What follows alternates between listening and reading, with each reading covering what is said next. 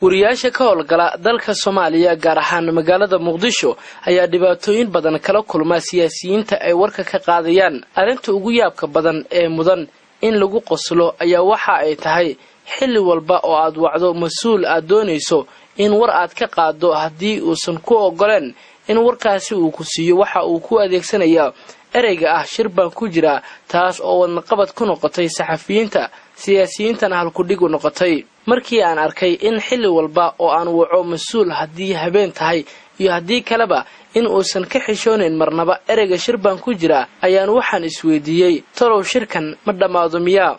habeen ka mid ah habeenada ayaan garaacay nambarka xildhibaan Salaad Cali Jeelle oo war aan ka doonayay, laakiin waxa uu ku adkaystay in uu hool ku jiro hadalna uusan awoodin.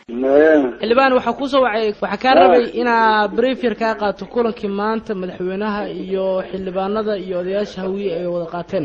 hani howlan ku jira warbixin marka si kooban xataa adiga ma sameyn karata.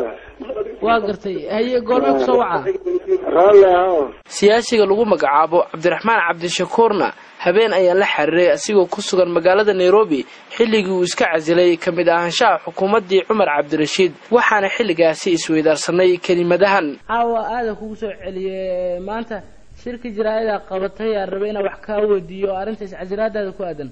wala ka soo qamaadana casha u fadhiyaniya laba kalmad xataa wasiir barnaamijka ay soo hayo waxa waaye waa ashayna ma kuleeyahay mufarantaadi casha u fadhiyan waa kugu soo celinaa marka 10 daqiiqo. siyaasiyiinta qaar ayay ku xiran tahay hadalkooda in ciidamada ay hogaaminayaan dagaal ay qaadaan iyagoo ereyga dagaal ku bedelay magaca ciyaaraha sida ka muuqata sheekadan aan la wadaagay Maxamed Cabdi Kariil oo dawladda u qaabilsan gobolka Gedo. marka waa xaasoo hadda ka hadlayna sharciidan baa ku dhex jirnaa moogta marna marka inaan wax war ah gudbino ciyaaraha markay bilowdaan baad warar helaysan iska joogo goorma ciyaaraha bilaabanayaan waqtigay bilaabanayaan waad helaysaa waqti dhow waad helaysaa hadii alla wararka meelo kale saxaafada kale warar siyaad heli lahayd moogta saxa beenta ma marka saas la socdo waa laakiin waa dhownahay markaasna helaysaan hadii alla ay mudan insha Allah aad u maasan. siyaasiyiinta qaar ma awoodaan in saxafiyiinta si degan ay uga dhaadhiciyaan in aanay awoodin bixinta wareysi sida laga dheehan karo hadalka Cabdi Xaaji Goobdoon oo horay u ahaa afyeenkii xukuumadda. Hello Assalamu alaykum. hello salaam saata mudane waa fiican walaalo shirkii maanta golaha wasiirada rabay in laba kalmad ka qaato waa bixiyo walaalo ka qaatay idaacadaha yaa waa la kala qaataa waxa baxaytiin idinka yaa idaacadaha saaxiibada xiriirka leena laga qaataa nimayo idaacadaha tartan ka dhaxeeyo waa kala qarsanayaan isku mid adeero saxaafada saas ma warka mar haduu hawada galo jaa idaacad kasta ka qaadan hada caaw marka waa fasaxaaymiya waa fasaxata meelaha orka mararka qaar waxaanu kala kulanaa siyaasiyiinta haddii aanu nahay saxafiyiin in ay nagu colaadiyaan erayada aanu isticmaalno oo su'aal kasta oo siyaasigu aanu weydiino wuu nagu ridiyaa oo nagu soo celiyaa asigoo danihiisa uun eegaya. waxaana tusaale u ah wareysigan aan la yeeshay afyeenka Ahlusunna Sheekh Abu Yuusuf Al-Qaadi. waxaa la soo afjaray abaarihii 5 galabnimo oo culimada Soomaaliya Ahlusunna wal Jamaa ay kula wareegeen guudaan xarumihii dagaalku ka socday.